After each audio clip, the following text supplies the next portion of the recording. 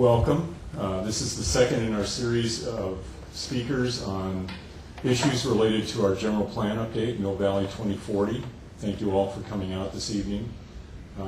Our speaker tonight is Dena Belzer, who is the President of Strategic Economics. Dena has been actively involved in a number of studies in the Bay Area related to the upcoming demographic and economic changes that are going on in the Bay Area. Her practice is national, but she's been focusing a lot on Bay Area issues. And as you can see from the title, the part of her work includes work on the sustainable community strategy. And if you've been following some of what's been in the papers and discussed at recent city council meetings and other meetings, it's an issue of great interest in Marin County, and it is something that it's a process that is ongoing. We're kind of in the middle of it right now.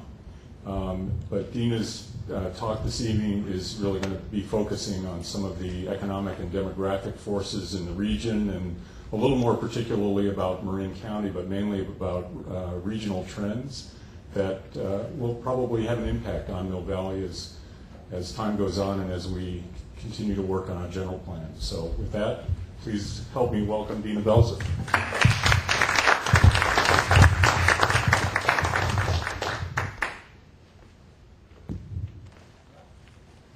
Thank you, Mike. I want to thank Mike and Danielle for inviting me to come to Mill Valley. I don't remember how long it's been, I'm embarrassed to say, since I was here last, and it's such a beautiful evening and a beautiful setting, so thank you for having me. As Mike said, I'm with Strategic Economics, and we're based in Berkeley, so in case you wonder how local I am or am not, and as I like to say to people, I'm from Berkeley, but I still believe in the market, and people, that gets a laugh all over the country. You wouldn't believe how many people, when I say I'm from Berkeley, they get nervous, so I always feel I have to clarify. Tonight, I realize these slides are reversed. Tonight I want to talk to you about 5 different things. First, I want to make a little introduction, and then, as Mike said, I want to talk to you more about some of the mega trends on employment and demographic change that we're going to see in this region, but we're also seeing nationally, and I think it's important to put some of these numbers in a larger context so that we can really understand what we can potentially change and what we can't change, what's going to just happen all around us. And I want to talk about employment, transit, and the sustainable communities strategy. When we say SCS, do people understand what I'm talking about? I'll talk a little bit more about that. I'm not here tonight to speak specifically about the sustainable communities strategy, but to talk a little bit again about some of the work that we've been doing around the strategy with the Association of Bay Area Governments. But for me, in terms of the work we've been doing, we've been very involved in looking at the relationship between employment concentrations and employment growth in various parts of the economy and transit, and how those two factors contribute to each other. So the ways in which a robust economy contributes to a robust transit system and vice versa. And this is actually very relevant to the SCS and the implementation of the SCS.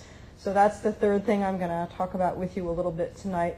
And then I want to talk about what I call game changers that also, and again, for me, this is really about how's the market responding? How do we know these things make sense? And so I want to talk a little bit about what I call these game changers that I think are really how we have the wind at our back in terms of the implementation of the SCS. And then finally, I'm going to wrap up with some hard conclusions and then also some hopefully good thoughts about what this means for us personally. Oops. So let's see. So in talking about the sustainable communities strategy, and what is this? So this plan, it's really the first regional plan that's been done in the Bay Area that's quite like this, that integrates the ideas around land use and transportation. And we get federal transportation dollars that come through the state. We do a regional transportation plan, I think, every 3 to 5 years. And it's really how we set our priorities as a region for spending money on transportation improvements. And then the Association of Bay Area Governments, the Council of Governments, works with all the local jurisdictions to make decisions about how we think the region's going to grow in terms of population and employment growth. But the transportation, the planning, and the population and employment projections were really, up until now, kind of done a little bit separate from each other. And of course, they are iterative and interactive. As you would imagine, we can't plan for transportation improvements unless we know where population is growing. But the tight linkage between what the Association of Bay Area Governments does and what the Metropolitan Transportation Commission does, who allocates the transportation dollars, has not been integrated in the same way it is now with the Sustainable Communities Strategy. The Sustainable Communities Strategy was mandated by the state. It's SB 375, which mandates this integration in order to reduce greenhouse gas emissions. So it works in conjunction with AB 32, which lowers the greenhouse gas targets explicitly. So when I say SCS, that's what I mean, the Sustainable Communities Strategy. And the strategy that's really part of what's been mandated is that we would really look to focusing future growth near transit.